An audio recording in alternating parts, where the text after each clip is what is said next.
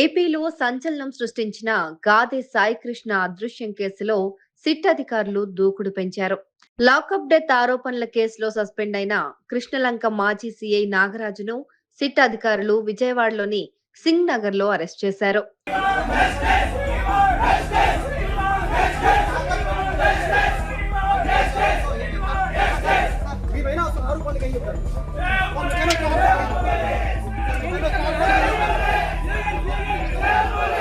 SIT అధికారుల బృందం నాగరాజు ఇంటికి వెళ్లారు. పోలీసులు రావడంతో ఆయన అనుచరులు భారీగా అక్కడికి చేరుకుని వారిని అడ్డుకునే ప్రయత్నం చేశారు.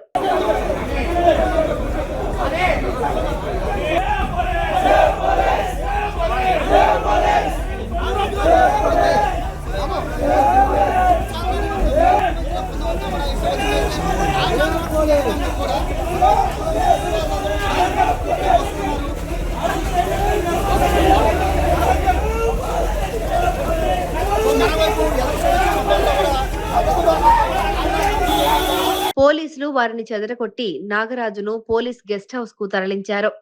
ఆయనపై అక్రమ నిర్బంధం, హత్యాయత్నం, ఇతర అభియోగాల కింద కేసులు నమోదైన విషయం తెలిసిందే.